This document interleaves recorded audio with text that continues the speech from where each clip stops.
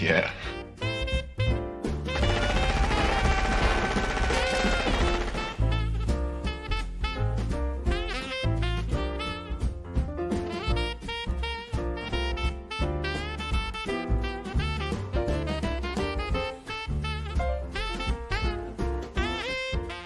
Merry Christmas.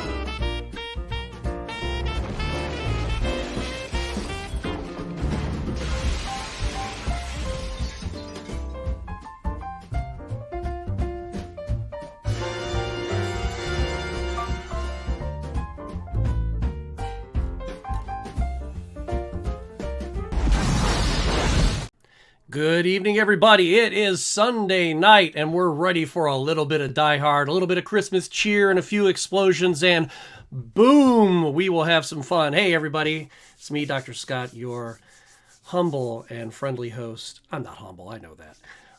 But friendly host for Video Vault Live, and I've got the gentleman here from the Retro Roundtable, and our guest is in the wings as well, and one of our other guys is maybe on his way. We're not sure, but we'll see. I hope everybody's having a great time. I hope you are just ready to dive into whether you consider or you do not consider Die Hard a Christmas film. One of the best Christmas traditions, or a good tradition any time of the year, Die Hard, with, of course, Alan Rickman and Bruce Willis. I love these guys. Of course, Mr. Rickman is no longer with us, unfortunately. And Bruce, he's got aphasia now, but hey, I'll tell you what.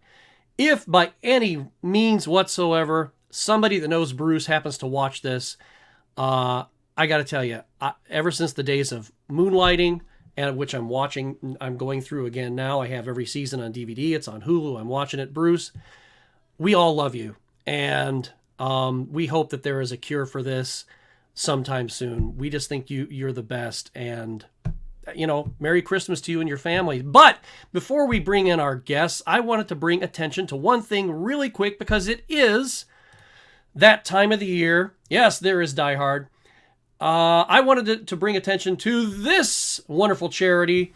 It is the time of giving, and St. Jude Children's Hospital is the one that really has my heart. And I just wanted to mention this real quick for those of you, if you can give $1, $5, $10, whatever you can. We do not collect the money. It does not go to Game Closet. It does not go to Video Vault Live. It does not come to me. That is the website right there. It is just stjudes.org. Go there, find the donation button at the top, and donate. You're going to be helping out a family, and you're going to possibly save a kid's life. So enough of that for right now. I'm just going to mention it once here at the beginning of the broadcast. And what a great broadcast to do it on for Die Hard, and for somebody who is also, he's not suffering from cancer, but he's suffering from aphasia right now. So, do it in Bruce Willis's name. Just say, hey, I'm doing this for Bruce, and just, donate $5 for Bruce. So St. Jude Children's Research Hospital, thank you so much for listening for this second on that. So anyway, let me get rid of that real quick, and then we'll pop this out of here. Go back down here, and we're going to bring in our lovely panelists here. Oh, hey, look, it's Johnny Graphics. Evening, John. Hello, good evening. And rest in peace, Alan Rickman. Yes, rest in peace. Well, a lot of the cast is gone, too, because the last one to pass away was, I can't remember the actor's name right now, but the one that played Theo, the hacker, the computer hacker, he passed away about 2 years ago. Really? I didn't know that. Yeah. I mean, it's easy to forget how old this movie is. This is from 1988. This is the year I was born. Yeah, and some of the people died 10, 15 years ago, and almost all of them were cancer or something too. It was real weird. But rest in peace to those guys. They, absolutely. What great careers, especially Alan Rickman. I mean, what a gem. I'm glad that we got to share the earth with Alan Rickman for a while. And he was a fantastic talent. And as far as every time, I mean, we can't pretend to know these people, but from every interview I've always seen, from all the people that knew him, they always had nothing but the best to say about Mr. Rickman. So I guess he was real fun to be around. But let's bring in Retro Rob. Hey, it's Retro Rob. Yippee-in. I like that shirt. It's my ugly sweater. I don't think it's ugly at all. It's got. I see nothing ugly about No. it. Yippee-Ki-Yay on there. No, that is the die-hard Christmas spirit. Nothing ugly on there at all. Nope. No. Love it. Not at all. I mean, I've got my Pop Die Hard shirt on there. I like it. I didn't notice that. You guys before. are just biased because you're friends with me. No, not at all. Well, even still, it's a compliment. Take it. Well, let's bring in our other gentleman here. You know him, you love him. His channel is Mysticles. It is Mysticles himself. There he is. There you go. Good evening. Love your shirt too. That's pretty cool. Yeah, I didn't have a Die Hard shirt, so I figured, Nintendo was the next best thing, right? I agree. Yeah, definitely ready to sit back and talk some Die Hard. Absolutely. Well, I'm going to show you guys this photograph here because a lot of people don't realize that this is a real building, and that is the Fox building in Los Angeles. It is not the Nakatomi building, and that is, well, Disney owns it now, but that is the Fox building. That's the 20th Century Fox building, and that's where they, filmed the outside parts of the movies of the movie. I know that they did film some of the movie inside. I don't know to what extent because I haven't watched a lot of the behind the scenes stuff in a while, but a lot of the stuff, of course, was sets. But can you imagine? The explosions weren't real either, I don't think. Well, can you imagine? Real. Can you imagine being a fan of Die Hard and you just it's a fake building and you happen to be in Century City and you look up and you see this and you go, oh my gosh, That's where he fell. Yeah. That's where all those people died. That's the Die Hard building now. That's the Die Hard building. Oh well. Anyway, but hey, look, it's John McClane and he's on a plane. So I swear I'm not trying to be Dr. Seuss this evening. Let's pop back out of here. So we've all probably seen this movie a dozen or more times. I know I've watched it. I don't know, at least 3, 4, 5 times a year. Probably maybe once a month. I have it on DVD, Blu-ray. I think I have a VHS of it still, and I know I have it digitally as well. So I watch it all the time. You could say you're a Die-Hard fan. Yes, I'm a die-hard fan. So let me ask this question right off. Matt, what makes Die Hard stand out among action movies of its time? I mean, you and John are younger than Rob and me, and as John said earlier, this came out the year he was born. So and I would imagine that you're not too far away from that yourself.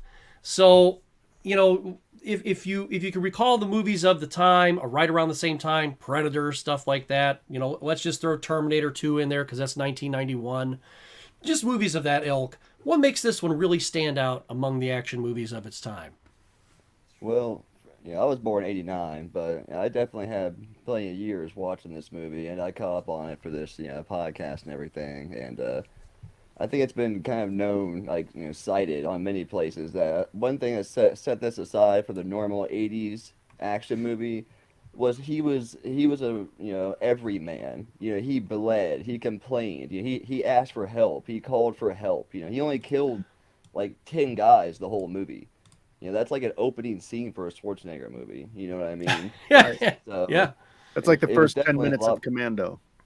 It was definitely a lot more down to earth, I think, and that's like for the time. And I would say for like a long standpoint, I think a lot of it is based off its cinematography and its effects and how it was shot and its overall written. I mean, it's a brilliantly written movie, Yeah. and the way all the shots are cut and flow into each other really show like expertise in camera work and everything. For sure. And editing, it's really well edited. Like it just, like you said, it flows. You're right. I agree. Funny thing about that, so I watched the commentary for this. I didn't get through all of it because I had to stop, take a shower, but I got through a good bit of it, and I guess he got in like a big fight with the editor because he's trying to do all these things. They have like these rules for editing in Hollywood. Like, look, you can't make a shot where it stops for this long and then I have to make a cut. You can't make a shot that's rolling and then it comes to a stop. It has to keep rolling. They have all these stupid rules. I guess he got in like a huge fight with the editor about the shots he was trying to get and the camera, the wide angle lens he was trying to use, and yeah, I guess they had a big spat about it, but in the end, he had his way. Like, Well, and Sometimes thank God. oh, sorry, stop. Well, Go thank ahead. God he did. Yeah. yeah, Yeah, no, for sure. I mean, that adversarial relationship sometimes between people, as long as it doesn't get out of hand, can actually produce better results for movies. Depending Always. on what it is, but a lot of times that can, some tug of war can actually Uh, result in everybody giving their best. Push the envelope a little bit. Like, Yeah. Well, I remember I saw. Well, I think it was on Netflix. They may have added to it since, but there was like this series. I think it was like I can't remember what it was called, but it was like 6 movies or 4 movies in there. Die Hard's one of them. Home Alone's another. It was, how this movie was made, or this almost didn't get made, or something like that. I think Dirty Dancing's in there too, and they kept talking about, there were a lot of ins and outs, and they were required because this movie Die Hard came from, the character John McClane was from a series of books. In the original movie, I should have written it down, but I was like, I'm just talk about Die Hard.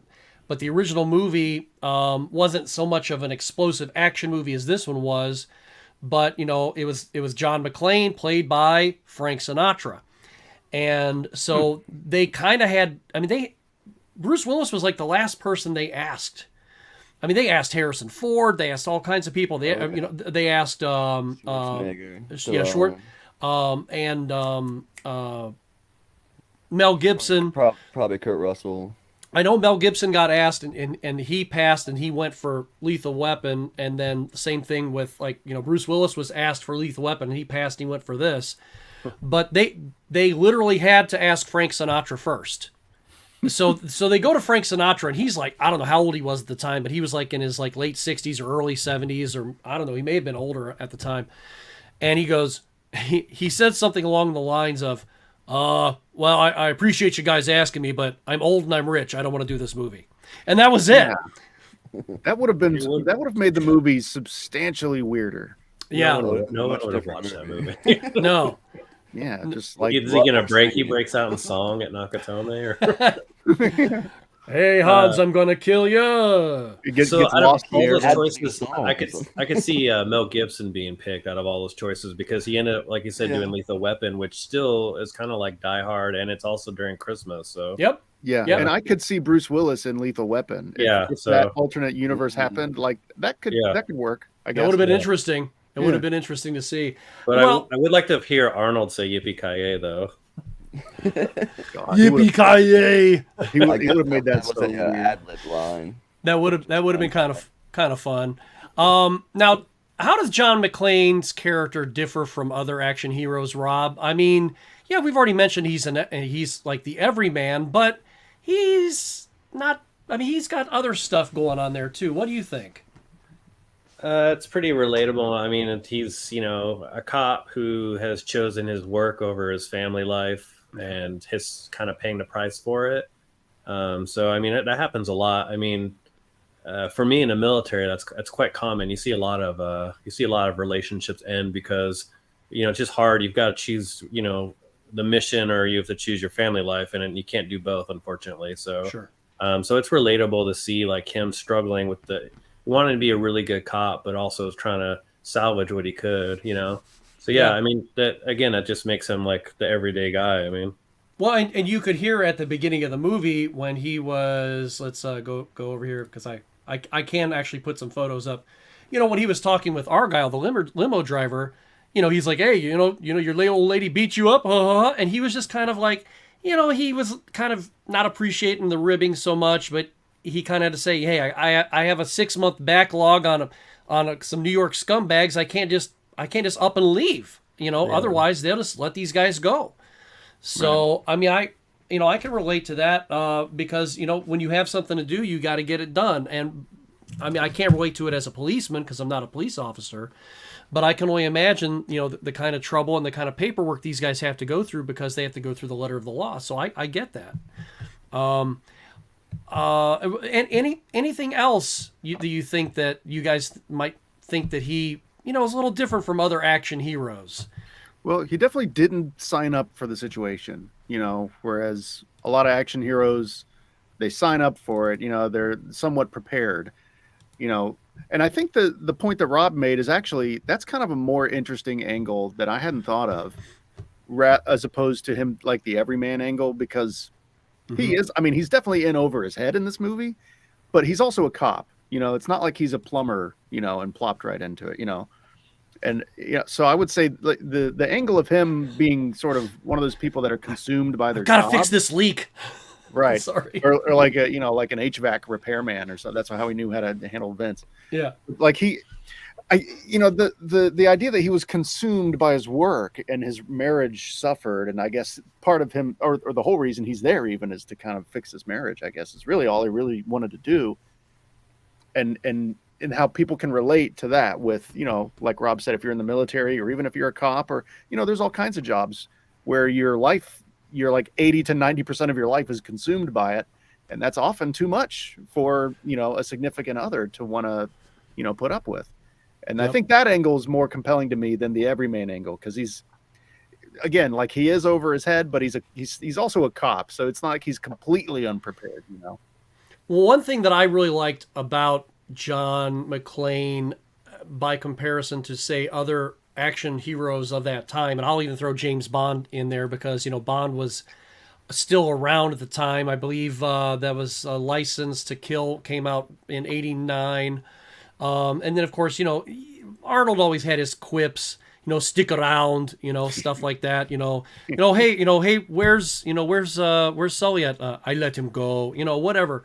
But the one thing about John McClane was he didn't necessarily have quips. He was a smartass, you know, and a lot, you know, when he was beating the hell out of, and let me bring the photo up. When he was in a fight with, there's a photo with this lovely gentleman here. He was talking to him. I mean, he was, you know, I'm gonna cook you. I'm gonna eat you. You should have heard your brother squeal when I broke his neck. He was egging this dude on, you know, and you don't hear that a lot in fights and stuff. It's just two guys beating the heck out of each other, you know. I mean, you hear that a little bit of Riggs, you know, what you got, but that's about it. But, you know, but a lot of the other stuff, you know, even when he, I don't think I have an actual photograph of the moment here, but we'll bring this one up here. When he was talking on the radio, he was being a real smartass to Hans. Even when he met Hans and he gave him the gun, and, you know, he knew who he was. He was like, "Oh, do you think I'm freaking stupid, Hans?" You know, right, with no bullets in it, yeah. Right, he was always a little ahead of the game up here, even if he wasn't ahead of the game out here. Right. Because he did get caught with his pants down and his shoes off a couple of times. Yeah. And his quips, like, he does have quips, but they're more realistic than Arnold, like the stuff Arnold or Stallone would say, right? You know, he's not gonna the stick around thing. He would never say that. It's a true that somebody might actually say. You know? It's a true smart-ass comment that you would hear out of, well, a smart-ass. Right, like an actual smart-ass, you know, would actually say this, maybe. One right here. Yes, you would say this. Yeah, I say shit. I said a really smart-ass comment yesterday. I won't repeat it. But it was so funny, and I was just like, oh, and it was in really poor taste too, because that's just me. So I was just like, oh, I can't believe that came out of me. And then I thought of my best friend, and I was just like, yeah, that's from all the years of hanging out with him, because he comes up with some of the best one-liners. So just blame him. Yeah, I do. I just blame him. He can take it. You know, he's a big boy. Now, how does the film use humor amidst the action to engage the audience? I mean, it doesn't. It's like, again, it's just kind of like it's realistic humor for the most part. I mean, it is a movie. Most people wouldn't do the things that are happening still. I mean, it is still a Hollywood movie, but it's not as over the top as like Commando or the first 20 minutes of Predator. You know, it's dialed back a significant amount to make it, you know, more realistic. And, you know, somebody could maybe think of a smart ass in their family, or maybe someone that they like, a friend that they know, and be like, yeah, he would say that, you know, which you wouldn't do if you're watching Arnold or Stallone or somebody. So that's what I would say about that. It's a natural, and I guess that comes a lot down to the writing. it comes down to the casting and the directing and everything too. But it really, more than anything, I think that comes down to the writing. It's an extremely well written movie with characters that are very real, and especially compared to most, action movies. And I think that does a lot of work for it. Well, it's amazing how well written it is, considering that a lot of it was written ahead of time. But then sometimes, the writers and the director, they were actually writing, 15 minutes before they were to shoot. They're like, "Oh, we got to change this. We got to change this," and they would just go ahead and, they were cooking as they went some of the time. Which says a lot for some of those directors and writers then, as opposed to people who are in charge of, say, just for example, Star Wars now, when they had no idea what they were going to do with Rey. They had no idea what they were going to do with Finn. Here you have Finn as the main character. He looks like he's going to be this main Jedi person. And all of a sudden, in the second movie, he's barely a stand-in. Right. So now you're having all this stuff come out where they're saying, well, they had no idea what they were going to do. We had no idea what we were going to do. We have no idea what we're going to do with she's going to be a Palpatine. Rey's going to be a Palpatine. It's just like, oh. You guys, if you're having a franchise, especially something that's been around for almost 50 years, you kind of need to do a little cooking before a little recipe writing before you go into the kitchen. Well, that's a product of there not being a singular vision behind it. There's a room full of writers who all have their own ideas, and they're all bouncing stuff off each other, and a board and a CEO. Right, and everything has to go through 50 different filters and 50 different people, and everyone has to sign off on it. So many cooks in the kitchen that you get bland, forgettable, stuff, which might not be bad, but it's not gonna have the vision, and it's not gonna hit like something like the original Star Wars movies, which were actually, more or less came from the one guy who had the idea. Not gonna have that lasting power, like. Yeah, well, and that's something that, a lot of, music and a lot of movies are kind of going in that direction, at least on the pop level, on the, the super popular stuff. There's just so many chefs in the kitchen. That's a whole nother conversation, I guess. But yeah, that's, you don't have that problem with Die Hard. Well, interestingly, though, a lot of the humor in this movie was very incidental, or, just, I'll show you a little example here. Everybody knows this guy from both this movie and Lethal Weapon. Yeah. I was going to bring this part up because Bill and Ted. During all this chaos, he still wants that candy bar. Yep, and it's funny. It is. He's Bill and Ted? Yeah, he's Genghis Khan. He's Genghis Khan. Yeah. Oh my God, he is. He's in tons of movies. I can't remember half of them. I see him in all the time from back in the day. Wow. But he's usually a terrorist of some kind, or a bad guy grunt of some kind, and he does it well.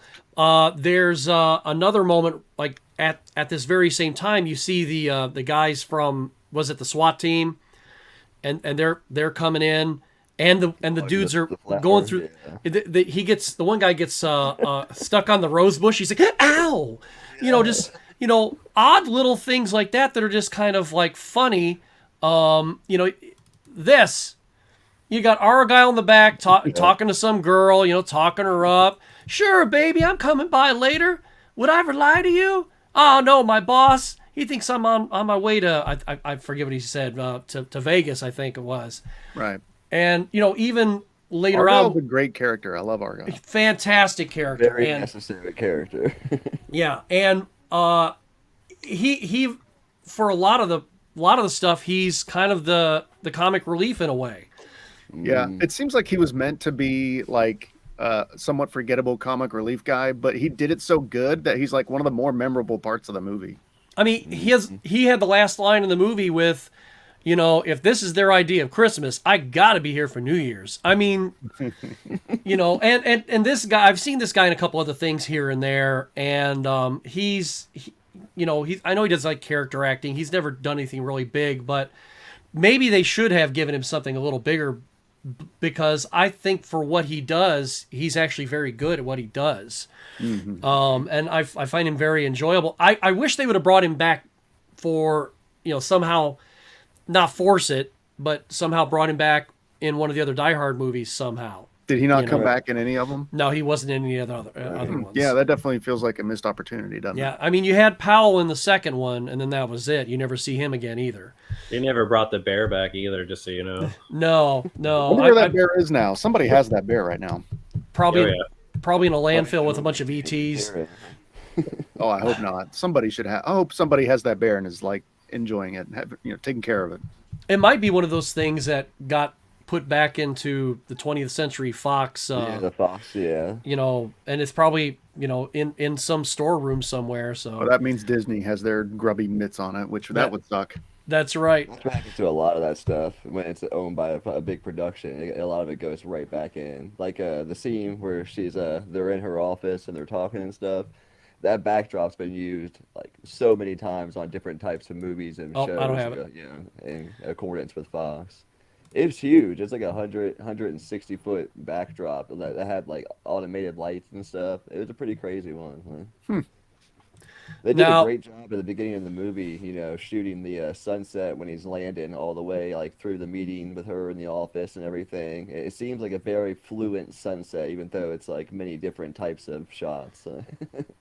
Yeah, they did a really good job with the cinematography on this all the way around, and I think that's another thing that really keeps the audience engaged and really keeps you wanting to come back for more and more, because there have been times where I've listened to the movie and I'm like, well, I never caught that before.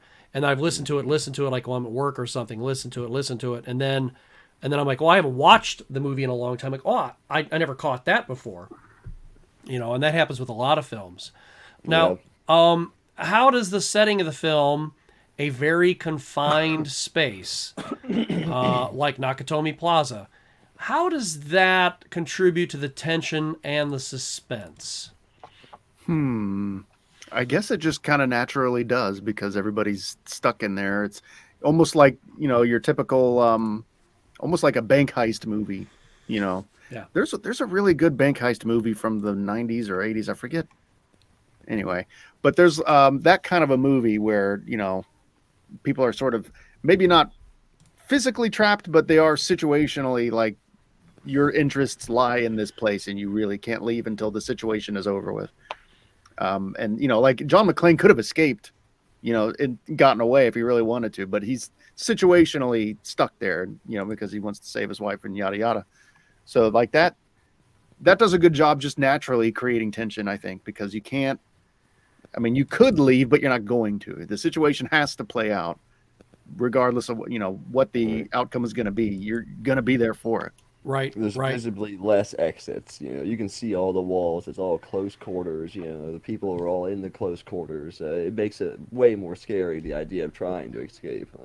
Yeah. Plus, he's barefoot, which is always just like, that just freaks you out, because he's every single surface. He's cutting his feet on it throughout the whole movie. Yeah, well, and from a hostage situation, from their perspective, it's like it's way harder when it's like real tight area. To even imagine surviving this. Well, when he keeps running around upstairs where the construction's still going on, and then they already have all the elevators shut off, and the only way he can even use the elevators is to use them when they're using them and get on top of them. Mm-hmm. And then he's like using, eventually the ventilation shafts and stuff like that to get around. I mean, a couple times, or at least once, and it does add to that tension of like, holy shit, he's gonna get clobbered. I mean, look when he almost got shot. They're poking the vents. But yeah, I mean, when the main place that you really can't go. I mean, you see him in the main areas of where the movie takes place, where the party takes place, at the very beginning and at the very end. I mean, otherwise, he's somewhere else. And he never gets back down there until the shit really hits the fan. Mm-hmm. It explores a lot of spaces in buildings that you don't think about. Yeah. You know what I mean? That's it's interesting. It's like this cat that we just got here at home who gets behind and under things that I didn't even know existed in this house. It's like and that kind of creates tension too, because like you don't really think about what it's like being in vents and on top of elevators, and so it's almost foreign and kind of tension building in its own way. Well, it's like in the movie Lethal Weapon. There was a part where Freeway the cat's on top of the refrigerator, and I'm like, I've never seen a cat on top. I mean, I've had cats before. I've never seen a cat on top of a refrigerator. It's like, They'll get anywhere. How the hell do you get up there? But which that will lead us into this gentleman here. What makes Hans Gruber a memorable villain, Rob?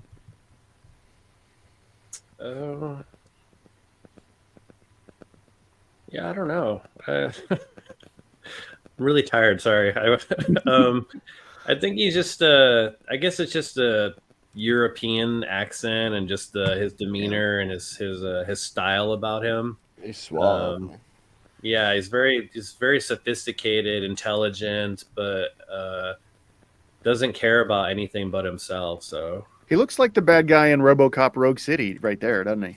Yeah, and that's how come when that's first started, I even said to my wife, I go, "Why is Hans Gruber in this?" Yeah, he is. He's very. That just kind of dawned on me. He's very much. yeah, he's got that Hans look. Gruber. I wonder if they did that on purpose almost, because this is right in their Teon's kind of. I wouldn't doubt it. I wouldn't be surprised. Yeah. No, I wouldn't doubt it at all. Matt, any thoughts on what makes him a memorable villain? Well, his charisma is just off the charts. Like even It though really he's is. doing stuff you don't like, it's just like, man, he's doing it so good. I want to see what he's about to do next. You almost root for him at some point because he's so He took like the role. he's kind of I don't know what the word is, but he's alluring. He's interesting. At that scene, he loses some points on that one, but he gets you back later in the film for sure.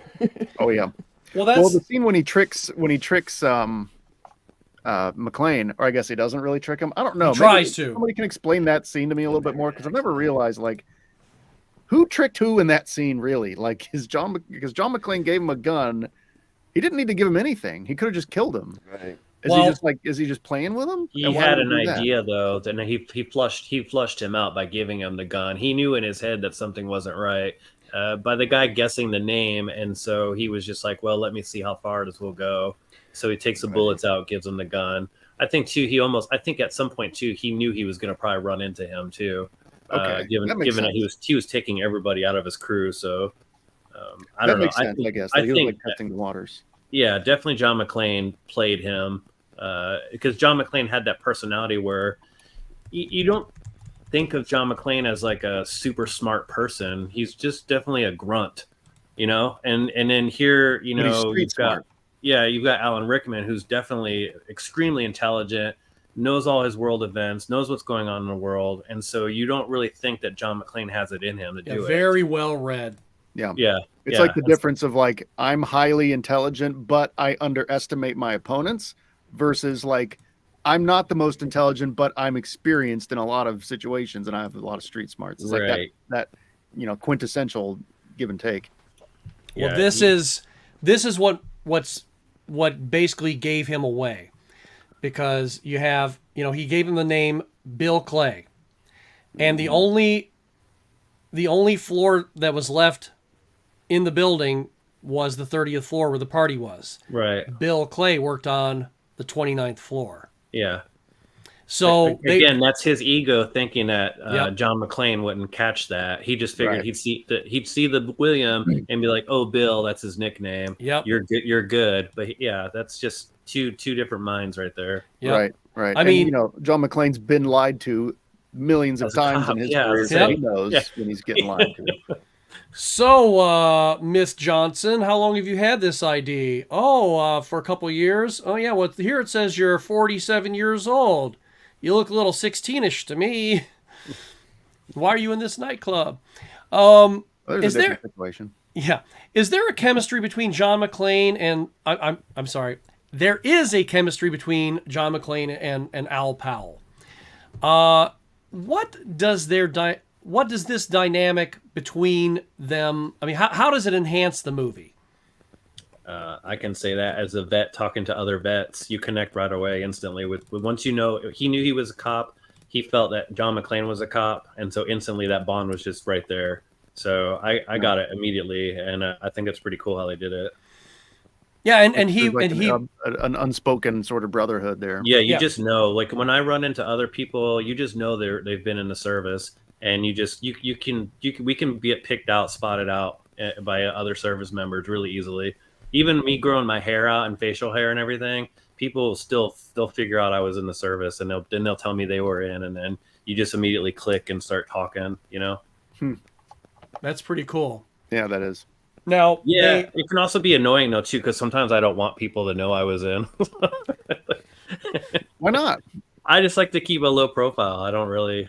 I'm not. Yeah. well, it's not like you're walking around in your dress uniform. So Right, No, I yeah. know. You're not like yelling stolen valor at people or anything. You know? Yeah. well, there was kind of like what you were saying. You know, they know each other, but the interesting thing that of course, let me find the photograph here. We know that Deputy Chief of Police Dwayne T. Robinson here, even though he's a cop, he's more of a bureaucrat than anything. And I think up until the end of the movie when he actually started calling, Powell Sarge, I don't like this Sarge, I don't think that he was back to. I mean, he kind of was rooting, I think, for McClane near the end, but then when all was said and done, there he is. He's just like back to I got to put my stuffed shirt on. I got to tighten my tie, and I gotta hey you're one I want a debriefing and blah blah blah. But there for a minute he let his hair down and he was a cop for just a minute. But Al was a cop the whole time. And he and all the other cops around there, they were all rooting for him the whole time. So I think you kind of have that buddy cop thing going on the whole movie, even though they're separated. And the only thing, their only lifeline is a CB radio. Yeah. This This guy is definitely no cop, man. Like, No. we have these guys in the service too. He just tested well. That's all I did. He tested well. Yeah. This guy, we have these guys too, man. They're called officers. Yeah. Well, he wants to be one of these too. Yeah. John McClane was a sergeant. This guy was an officer. Yeah. This guy worked for a living here. Yeah. This guy's a sir. Yeah. Now, not every sir is like this, but a lot of them are. No, don't get me wrong. Yeah, I don't want anyone who watches this. No. Hey, I'm a captain. I'm not a dick. Yeah, well, if you know, you know. So yeah, if you know, you know. The world needs its pencil pushers too, I guess. It does. It does. It's true. There has to be a balance. There always has to be a balance, whether you like it or not. So Right. Now, Die Hard uses practical effects and stunts. There's really no CGI in this film. None that I've ever been told or encountered, and watching behind the scenes stuff or anything. It was just all practical effects, stunt men doing their thing. Now, which action sequence impressed you the most, Matt? Knowing that now that it was a kind of a failure, probably the duct where he went to jump to the one duct and he missed. Yeah. I guess that he was supposed to get the first one. The stuntman actually missed and actually caught the second one, and it still worked so well with the scene that they kept it.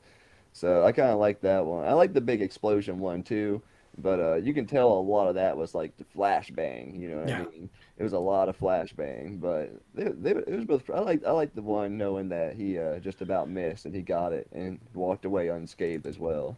Yeah, that's a really good one. A lot of the exterior explosions, and this is the only thing I could really say this about in the movie, but a lot of those exterior explosions, in my opinion, kind of have not aged well. no. I don't necessarily know that like CG would be any better, but like No. you can really tell it's like this is like an explosion that's the size of maybe a desk or something that's just being like put on the building. Yeah, and it's okay for what it is, but like that you can see that and tell. You can see around the fire too. It's similar to like the explosions in Star Wars. So explosions from the 70s is almost what they look like. Well, yeah, it's like a 70s technique probably. Yeah. Well, interestingly, look at the look at the the pyrotechnics here. You can actually see It's shooting fire. It's The shooting origin of fire the film in is right two there. different directions. Yeah. It's not an actual explosion. Well, of course they can't put an explosion on top of this building. No, obviously. And you can see it here as well. But now when they did do the explosion when he threw the C4 down the the shaft, and you actually see the glass being exploded and everything. I believe that was a miniature, of course. Now that actually looked more real than the explosion on top of the building. Right. Yeah. Right. Yeah, like that's why I draw the line at the exterior ones, because everything that happens like inside the building, I think looks fine. It's just those exterior ones that kind of look a little. I would say that's my favorite part right here. Mine too. And not even when he's jumping, the part where he's telling himself what an idiot he is, tying this hose around his body and almost trying to talk himself out of this most asinine. That's what makes it really awesome, is because I would be like, what in the hell am I doing right now? And and the really cool thing is, even though he's talking to himself, Yeah. and he is talking to God too, and he's just like, God, if you get me out of this, I swear I will never go up in a tall building ever again. I mean, he's not necessarily praying, but he's just, he's talking to God like he's standing there jumping off, talk about Jesus take the wheel. He's, literally Jesus take the hose. Is there a reason why he jumped? He couldn't just like step over the edge carefully? Well, I think it had a lot to do with the fact that the explosion was imminent. He knew it was going to happen. He was just getting the hell. He was getting the hell out of Dodge. I think that the whole roof was supposed to go, and so he had nowhere to stay on any part of that roof in his mind, and so the jump would be too far down to go to the next window, obviously. So this was the next best option. Okay, yeah, that makes sense. Okay, yeah. But yeah, it's great. It's great how they did it. I mean, the bloody feet hitting the glass, and you seeing that blood hit it, and then he's like shooting it, and like thing goes through the glass. I mean, he's covered in blood for so much of the movie. It's crazy. It's smart. It's like what Matt said. I mean, it's just really great cinematography. I mean, they did a really great job. They really did. They did the best they could to make it as believable as they could. Some of the fact that he can be hurt, you know what I mean? They didn't want it to be straight Terminator, you know what I'm saying? Or they really wanted to make it seem like he was suffering through this. Yeah. Right. And he was. I mean, he got so banged up, by the end of it. I mean, he was covered in wounds and, And Bruce Willis actually got permanent ear damage from this movie, too, because they had the special effects guy rig up blanks that were extra loud compared to normal blanks. Oh. And I wonder why. Let's make them extra loud, all right? Okay, that's a good idea. It sounds better with the type of camera, mics, and everything they were using for those exact shots. I guess I don't.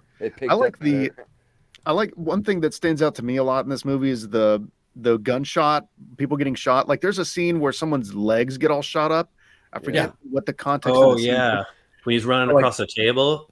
Yeah, and there's his legs and his knees get all shot up, and that reminded me of like Paul Verhoeven, like RoboCop.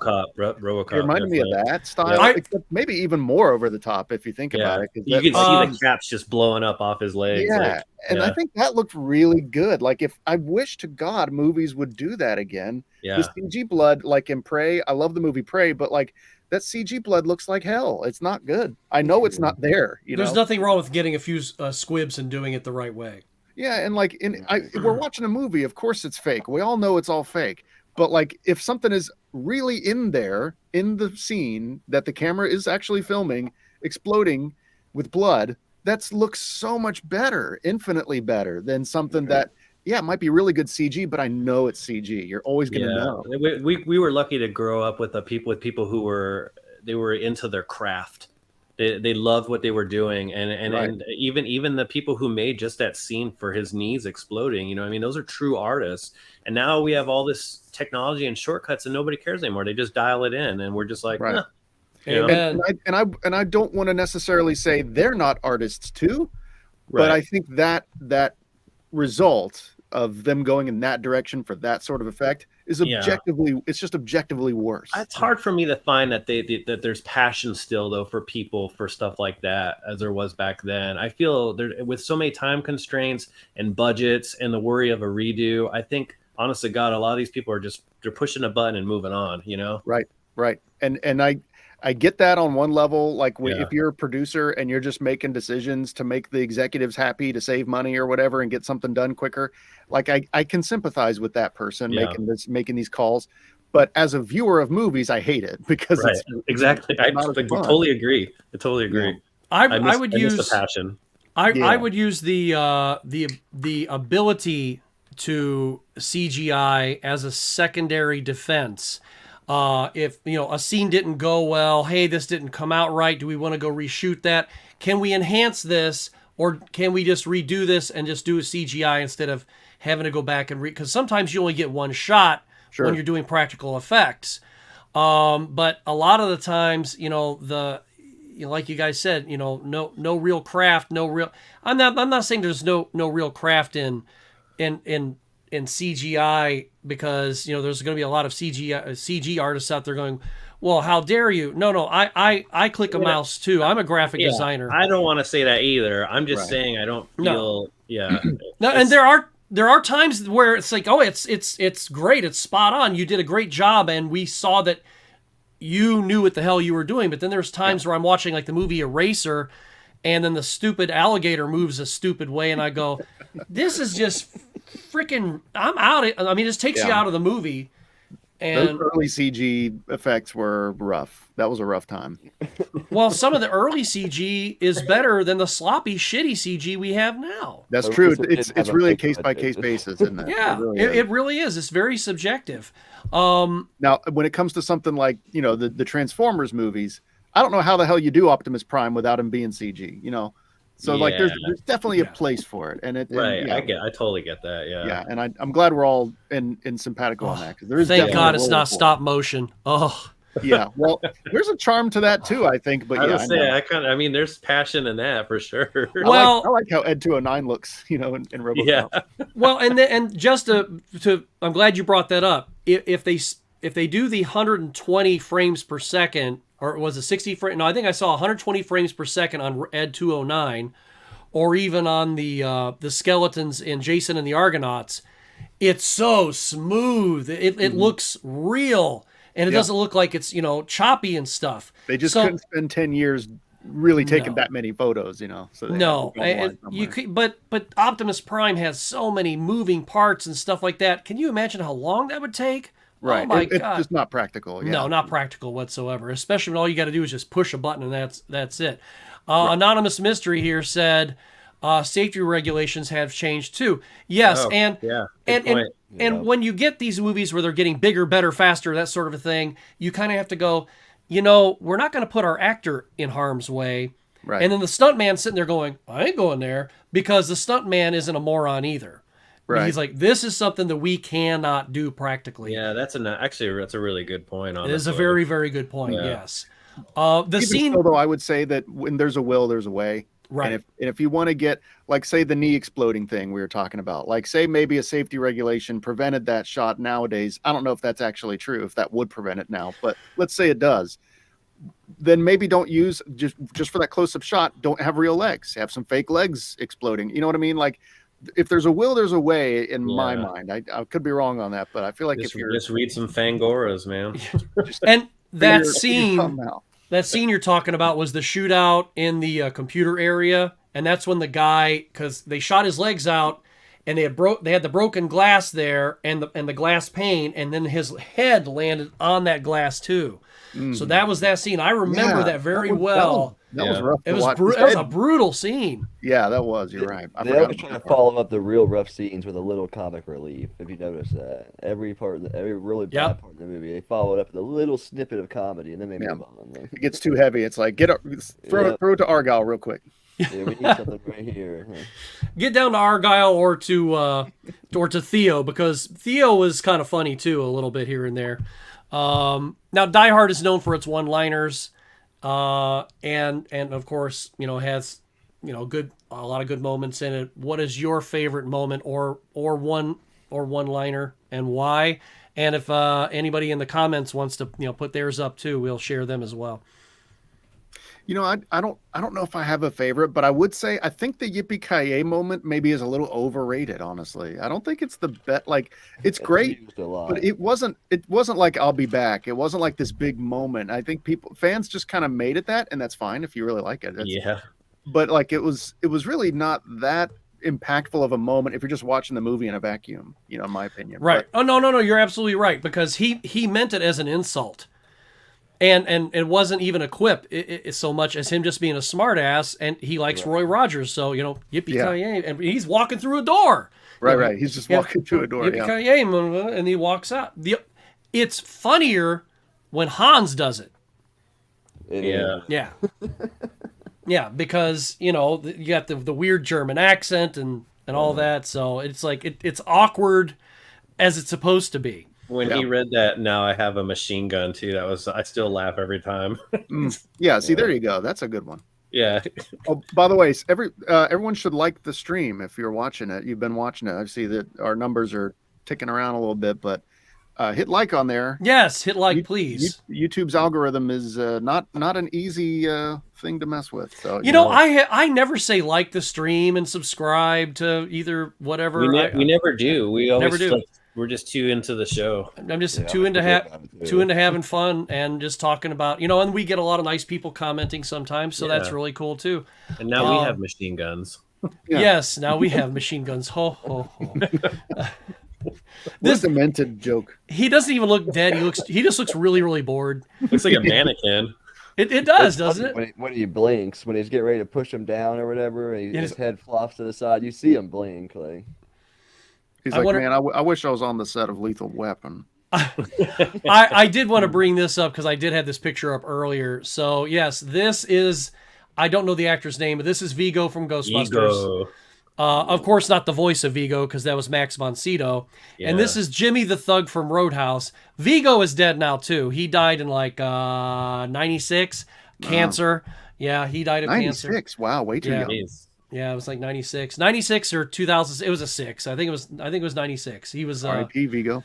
Yeah, I checked that out today. And then, this dude... where's it at? Can't find my pictures tonight. I mean, they're all right in front of me. There we. I looked it up before. I'm pretty sure this guy's dead too. I believe he also died of cancer. Who isn't dead in the damn movie at this point? Bruce Willis, I guess. Wasn't he classically trained in? Was he? He danced, right? Yes, also? he was. I believe he was a dancer. Yes. Yeah. Okay. And then he died of cancer. Yeah. So almost everybody in this movie died of cancer. Including from all the Alan asbestos in the Fox building. You never know. Yeah. I mean, you know, who knows? Maybe the aphasia that Bruce Willis has is from all the, you know, the concussive force from all the, you know, the caps and stuff going on. That's not a bad theory. I mean, you know, how many movies with explosions was he in? You know. Oh yeah. Well, yeah, and well, how many boxers and how many football players are out there with all kinds of problems and stuff just because of well, whatever. We're not going to get into that right now. Matt, do you have a favorite one-liner or moment in the movie? I don't know. There's a lot. I like his little Christmas carol. Oh, even my favorite, funniest ones are when they go to call in the SWAT car. He's like, "Get the car, get the car, get the car." It's like, really? I love that guy. Send in the car. Send in the car. This is a weird way to. The police have themselves an RV. Yeah. I forget where they got that. They said like they rented that from some local military, vehicle place, and it was all stripped down and everything. They actually like shot it with like a little firebomb or whatever, but there's nothing else inside of it. Oh my God, the quarterback is toast. Oh, another funny thing about that scene. So like when they did the whole contract for the building and everything, I guess that little piece of railing that's right next to the Humvee. Yeah, it gets stuck. It got kind of damaged or something, right? And I guess that wasn't part of the whole contract. Dude, they charged them like a ridiculous amount of money for that railing. Like, that's great. It was Fox's building and Fox's movie. It's like, yeah, they sued themselves. Yeah, they sued themselves. Hey, we got just a little bit of money off of you, and we want a little more. Okay. The production, team itself, like they fined them or something. But I would hate to be the person that had to, I remember when they did the Avengers in Cleveland, and they had all the damage and stuff that they, did on the sidewalks, and they had to cut the checks. I would really hate to be the guy that would have to actually, cut the checks for that. Because oh my gosh, but then like you said, you come around to that moment where you have to, oh man, this wasn't included in that. Oh, now we got to cut on another, $200,000. I decided to. We lost Scott. That's there you go. I mean, there you go. Sorry. I mean, it's Cleveland. Did anyone really notice, anyways? No, nobody noticed. If it was in Detroit, it'd be even worse. Cleveland. Yeah. Sorry, everyone that lives in Cleveland. It's the mistake by the lake. What are you gonna do? I wanted to show you guys a clip of something here real quick. I think Yeah, this we were is thinking you're going to show us something else, or gee. Yeah, you're no, showing us a no. lot right I now. just got my wife beater on for the next segment here. Oh, we can't say that. Die Hard, still great. Oh, I saw this. Just got plans. Well, John McClane had plans. That's right. He sure did have plans. White People, the show. Well, kind of, sort of. Now, before we get to the next question, I would like to show you guys a segment. Let's get the word from the man himself, from Bruce Willis. Is it a Christmas very movie? carefully. Die Hard is not a Christmas movie. It's a damn Bruce Willis movie. Okay, I will just say this. It's far be it from me to disagree with the literal star of the movie. Right. But I have to say, I think what he meant by that is he doesn't mean when he says it's not a Christmas movie, he means it's not like a Christmas story. It's Right. not like he doesn't want it to be like in that genre Yeah. of film. It's not about Magical, hope happy and fairy redemption tale. and Yeah. Right. It's And not. It's in Hallmark terms of, movie. right. In Right. terms of the genre, it's clearly an action movie. It's clearly a Bruce Willis movie. He's right. But in terms of like its aesthetic and its kind of general vibe, I think you can watch it around Christmas and get a little something extra out of it. I do. Now, if we can actually apply that very same thought to a lot of movies, because if we apply that to Home Alone, then Home Alone's technically not a Christmas movie either then. I mean, it happens at Christmas. There's a lot of hope and stuff, but it's about two thugs getting beat up by an 8-year-old kid while they're Right. robbing the neighborhood. I mean, there's a lot of hope and redemption, and somebody saves somebody's life and stuff like that, but it's really not a Christmas movie. You know, it's about neglecting your kid because you threw his ticket away when they spilled a bunch of shit on the table. Plus, It's about Die neglectful- Hard came out in the summer, too. Yeah. Well, Well, did what- it really? I didn't well, know did- that. yeah, Die Hard came out in it was July 7th, I July, believe. Yeah. It's my birth month. That's why I never Yeah. forget. Yeah. So there's Christmas movies, and then there's movies that have Christmassy things in them, and they're Yeah. made a little bit better if you watch them around Christmas. Agreed. And I think I you watch would- Die Hard every Christmas Eve. It's been a tradition since I can remember. I watch Die Hard and I watch Die Hard 2 because both take place during Christmas. So I Have I you don't know ever- why it's been that way every year. So Have you ever seen The Ref? yep, with Dennis Oh, Leary. love Yeah. The Ref. That's a great one too. I actually like the future references to Die Hard, like Rick and Morty. Are you doing a Die Hard? Oh, yeah, that episode's hilarious if you guys haven't seen that. I haven't seen that one. I Yeah, haven't I've seen that seen one it. yet. 5 good. or something? I'm hilarious. 3 seasons back right now. I just started into the, yeah. So, you know, we've already mentioned it's not a is it not? I don't know. It's kind of a Christmas movie. It's a Christmassy movie, but it's not a The Christmas main movie. driving factor of the movie involves Christmas. I mean, he's coming home. He's coming For home. Christmas. Yeah, the His opening kids- song is a Christmas song. You know, he is going to make sure that he gets his butt and his wife's butt home for Christmas for those kids. Right. Yeah. You know, and everybody else. I would say a movie that takes place during Christmas but isn't a Christmas movie would probably be like Gremlins. You know, the main driving force doesn't Yes. involve Christmas. Absolutely not a Christmas movie. I agree. But I still fair watch point. it though around Christmas. Right. Force in Right. Die Hard. That's my whole thing. Like say Planes, Trains, and Automobiles is not a Thanksgiving movie. Where No. we watch it every Thanksgiving. But yeah, if you watch it on November, 15th, Anytime. it Yeah. is better. It's Yeah. made better if you watch it then, as opposed to like July. Yeah, Right. agreed. Did anybody get my note earlier about any Die Hard memorabilia? Does anybody have anything? I don't. I've got Okay. some VHS tapes, and then I have the movie poster, and that's it. Well, I'll show you a couple of my odds and ends here real quick.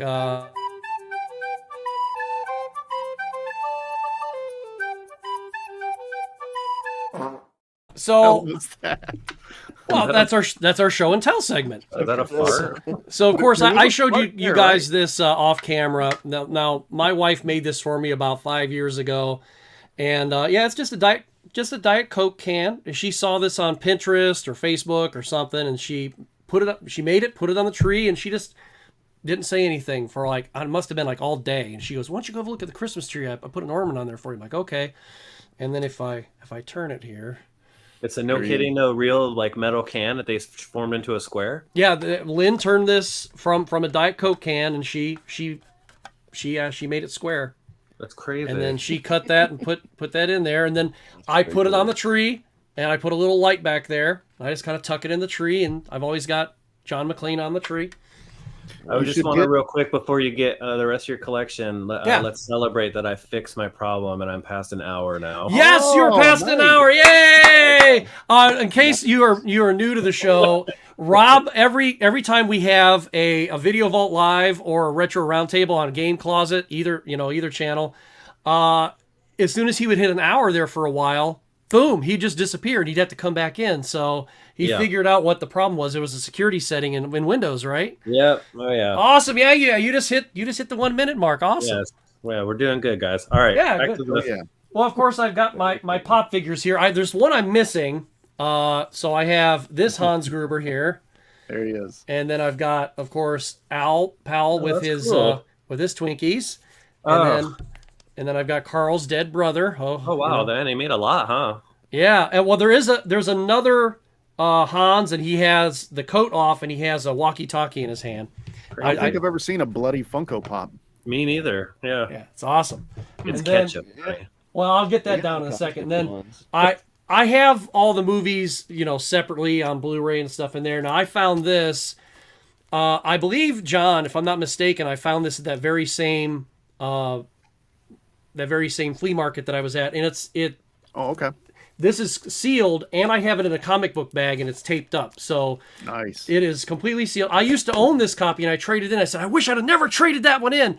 Now I got to find this one so I can actually use it. One that's used. So, but yeah, this platinum keep that edition. sealed forever. Oh, it's never being opened. Yeah. Hey, Lauren's in the chat. Is Who Lauren wishes- here? Yeah. Awesome. Merry Christmas. Hey, there's Lauren. Hey, Merry Christmas, Lauren. There we go. Glad to have you here. It's been a while. Yeah, he said he was going to tune in. That's cool. He made it. Awesome. Good to see you. And then Lynn got this awesome visual history, and I haven't even gone through all this book, just like the Ghostbusters book, and it's got all the movies in here. Here's Die Hard 2 and 3. There's 4. I don't think the 5th one's in this one. And Which that's- one is the 5th one? He goes to Russia Excuse me. He goes to Russia to free his son. Yeah, Good Day to Die Hard. That was kind of like eh. I liked it. I went to the theater and saw it. I was still I did excited too. that they were making Die Hard movies in the theater, so I was like, I'm gonna go. And, well, I also I didn't get it out yet because I think it's in there in my one cabinet. But they did make a Die Hard. They do have a picture of it here. They do have this Die Hard Christmas book. Oh yeah, Yeah. I've seen that. I've seen it at Barnes. Yeah. It is fantastic. Grab a copy for someone you love and make sure it's Okay. you. I thought that Is was that a what- Laserdisc copy of the movie at first. But this. There we are. Now I have my John McClane. He has I have him kind of stuck there with blue blue tack, fun tack. But that is my Nakatomi Plaza. That is, and I'm going to bring up this picture here real quick. Where'd you find that at? They used to have them, dude. They used to have them like at Barnes and Noble and DVD stores and stuff like this. I'll show everybody. This is Crazy. this is what it is. Oh, it and, came with this. Holy crap! Look and at that's that. Wow. that's the Japanese version. But there's the little door here. I'll go back to full screen. Dude, that's So you got awesome. this little door Yeah. here, and you open up the little door. Oh, and there's movies in there. That's where all the discs are, huh? Dude, that's rad, man. That is cool. I like That's that. super cool. And that's where all the discs are in here. Wow. And there's a behind the scenes booklet. And then you've got all five movies plus the digital all right there. Ah, dude, that's cool, man. Excuse me. But yeah, It was a pretty, and that's the thing is like, I never get this out because I've got the other discs out in the living room, so I just let it, kind of live in there. Yeah, dude, And- we live in an age where like you can find it on anything now, anyways. There's no Right. reason to even play a disc right now. So I'm saving mine for Matt and I are saving our movies for the apocalypse. We already talked about. Right. I think that's most retro gamers go to. Like, you know what? When everything goes down, I'm gonna be good. Right, Yeah. right. All of our That's physical exactly right. media is I have preserved. all the media. But Let me just that, get my tower. let me go get my. Tower. Well, that is the end of our show and tell segment.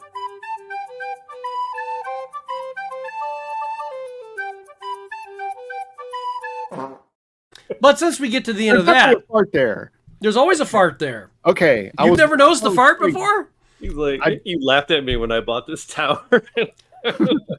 You thought the tower was stupid. Now who's stupid? Now the world's over, and I have a tower. I have a Right. I can shoot people from the tower. Oh my god. Okay. But of course, after that, we have to go straight into this.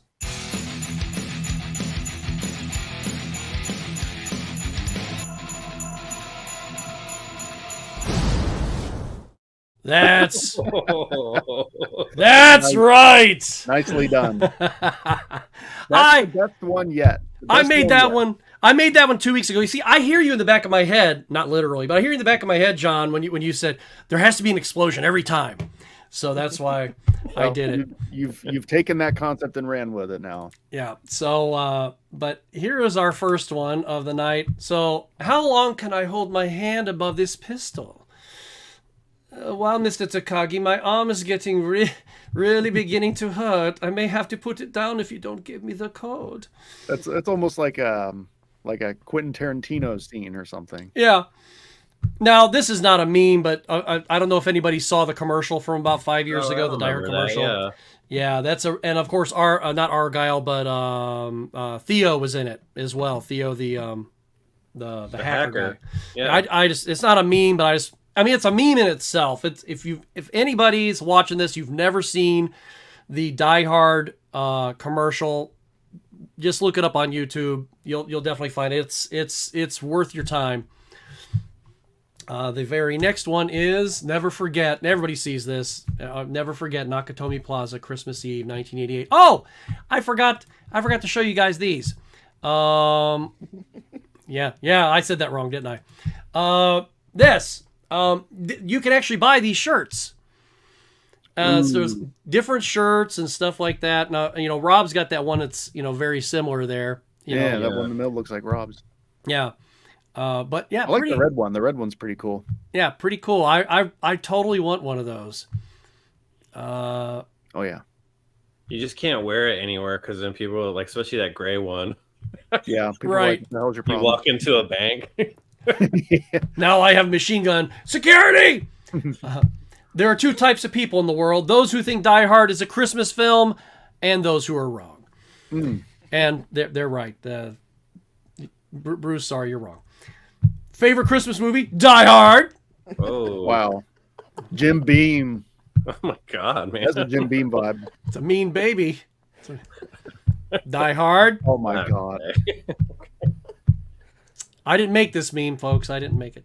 Well, I'm just showing it to you. you're signing off on it. Yeah, I'm signing off on it.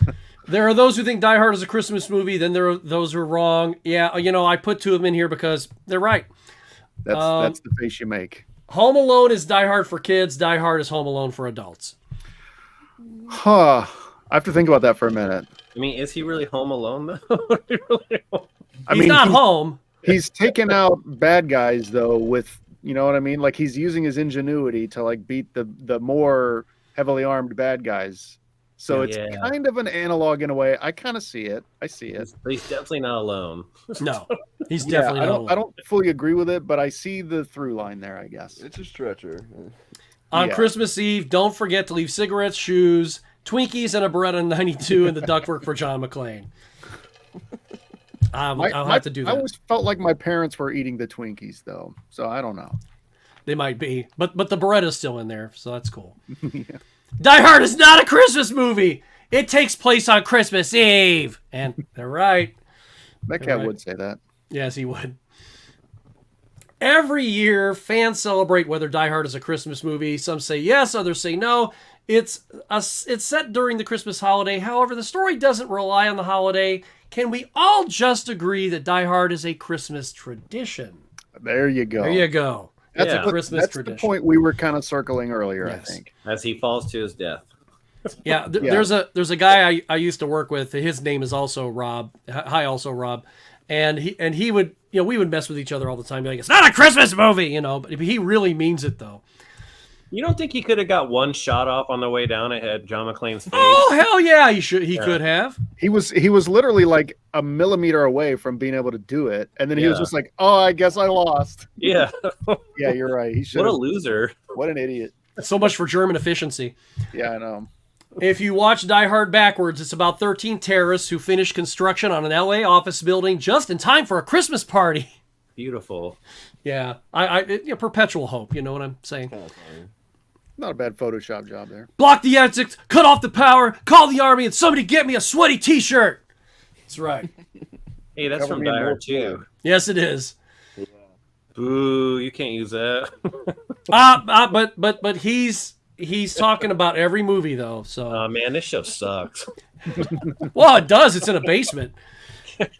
But he's kind of like Superman. He always has to have the tights. So there you go. The main character sneaks around a tower at night, hiding from Alan Rickman. Die Hard is actually a Harry Potter movie. Oh. Now they're really his pushing tank top is his cloak of invisibility. Yeah. Just doesn't cover enough of them. You know what else too I like too, by the way, is like how it started out as white as Scots, but then by the end of the movie it's just like green. Yeah. Yeah. It's bad. It's like he's been going through the sewer. Well, in the Dude, second one, he does go through the sewer. It's been through war, man. Everybody's seen this one a million times, but I love this one. It's not Christmas until Hans Gruber falls from Nakatomi Plaza. I agree. Every year he falls from the tower. Every year. No one knows why. And our final meme of the night, the biggest villain in the Die Hard series is on. Holly. Why is she the villain? Well, I mean, she's always hanging up on him. Nothing's ever good enough. She's got the different name. Then she divorces him. I mean, I don't know. Maybe they're right. Well, she's the director of corporate affairs. Yeah, I mean, what a bitch. Okay, now we're getting somewhere. Crooked All right. company. Like, Now this is not a I heard meme. some funny point about how they said they had like $600 million of variable bonds in the Yeah. basement. Somebody in some forum I read made some point how about they passed some law in 1982 how it was illegal to carry that many bonds like in your business's possession. They needed to be like at a bank or something. So Nakatomi was already in some pretty shady business already. Yeah, that's true. Yeah. Wow. Well, Well, maybe because he had his own bank. That was the vault they were trying to break into. Right. There you are. Well, that's- he was really the protagonist of the film. John McClane, he was the antagonist. yeah, he was just really trying to, uphold the law. He was trying to, bring that shit to light. Well, that is our last of the memes for the night.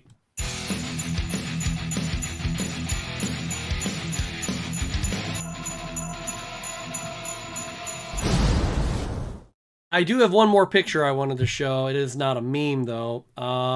It is not that. It is not that. There it is.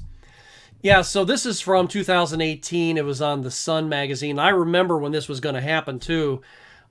He was actually going to do another movie. And I remember like what some of the plot details were and stuff like that.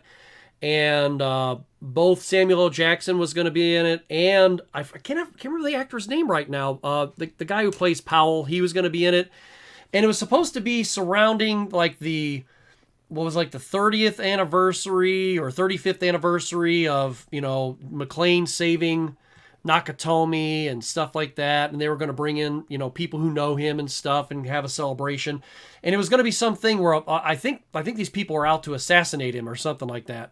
And so then all these people are going to have to kind of, pool their resources to, keep John's head from getting blown off. But unfortunately, because of his aphasia and everything. And then I remember they said that it was also going to be like a prequel sequel. They were going to do that too. And they're going to have like a younger John McClane doing a different thing. So it was it was like, well, they went from one thing to another, and it's just, well, I'm just kind of glad they're not doing it now. But now I've heard that they're going to do an actual reboot of the series, maybe with somebody Die Hard else. movies. I mean, every really successful action franchise is guilty of this. Every slasher horror franchise is guilty of this. Yeah. They go on so long, and it becomes so clear that they're treading water, and it's like you ever see Tropic Thunder? Oh yeah. You remember the beginning where the Scorcher movie trailers with Ben Stiller doing the same thing like 7 times, and then it's like this time it's different, and instead of everything being fire, it's like ice, but he's still doing the same thing. That's the Die Hard series to me. Like that Die Hard, for whatever reason, for me, like hits that stereotype worse than just about any other one I can think of, because it really is. I mean, I understand they shake things up a little bit here and there, but like it's really just treading water. Like 1 and 2, fine, but beyond that, I don't know, man. I like With the Vengeance too. I like With the Vengeance too. Beyond that, though, I would say I really like the 4th one a lot. I mean, I don't know what it is, but that one just really does it for me. There's a lot of stuff in who's the gal in that, the Asian gal. Oh, I forgot her name. Not Lucy Liu. Carl Winslow. Yeah, yes, Carl Win. No, he was the Maggie. Maggie Q. That's her name. I was throwing out the other name you didn't remember. Yeah, but she was really good in that, and I love when that when that explorer or whatever is in the shaft of the elevator shaft, and the thing just keeps dropping and dropping, and then when he finally kicks that thing off and she just goes down to the bottom of the elevator shaft. I mean, he didn't care. He just kept kicking this chick's butt because she wanted to kill him. And that's what you do. And when he was antagonizing her boyfriend, the main villain, he's like, "Oh yeah, I guess you got to order another hooker from Dial a Hooker or something like that." And he was just like, "Oh yeah, she's at the bottom of an elevator shaft with an explorer up her ass." I was like, "Oh my god!" I mean, only John McClane says something like that. Well, I don't know. Do you know too, real quick, that Reginald, the guy who was the cop, the one I just kiddingly called Carl Winslow, he was also a corrections officer in Ghostbusters too. Yep. Yeah. I saw this little he's thing. Always a cop. Yeah, he's always a cop and everything. Was he not a cop in real life before acting, or no? I don't know. I thought I had heard that he was for some, but maybe not. Well, that's what's funny is there are some actors you see in some movies that every role they're in, they're always a cop.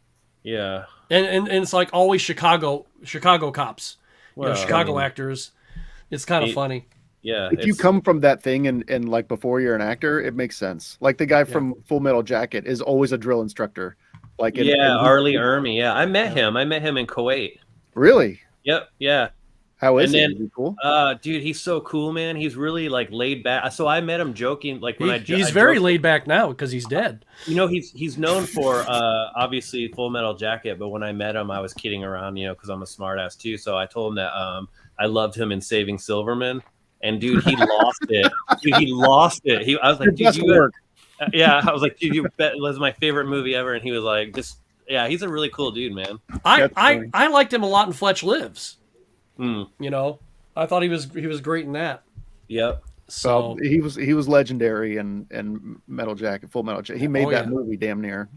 His interactions with Private Pile. Maybe we can talk about that movie sometime. Yeah, I'd be okay with that. It's Absolutely. A dark one. There's no comic relief in it, but it is a damn good one.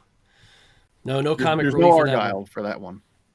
Well, Mysticles, tell these lovely people out there where they can find you on the interwebs. You can find me on Twitch, YouTube, and Instagram, all under Mysticles, as it's just, I'm sure you'll have the links below. And on Facebook, you can find me under Rio Hazuki. That's my handle. Don't ask. Okay. All right. John, I'll just wonder about it. John, what about you? Always wondered. I'm on TikTok. I'm also right here on YouTube. I actually have a video scheduled to pop up tomorrow morning. No way. Excellent. Good. I'm focusing in on TurboGrafx shmups or shoot 'em ups. Oh, sweet. Cool. I just watched your re-release of your other TurboGrafx one the other day. Oh, yeah. Oh, that was just a post just referencing the original video. I didn't. Yeah, no. And then I react went to back that. and watched it, and then commented on it about how I was glad this like reappeared again. I was thinking about maybe because I'm kind of loosely doing this like every other week schedule seems to be working for me. So maybe like in the interim, I'll do that. I'll put like a post and like here's a video that was kind of good that it's from like 2 years ago or whatever. But There's yeah, nothing wrong with doing that, Yeah. because like, I mean, if you had a Facebook or even if you have an Instagram, you can just go, hey, I released, excuse me, just like the one that I put on Facebook a couple this past week, or if you change a thumbnail, even like I'll do, and you just, it's like kind of like you're re-releasing it, sort of. You're not, but you're just letting people know, hey, this is out there, and I'd like you to see it.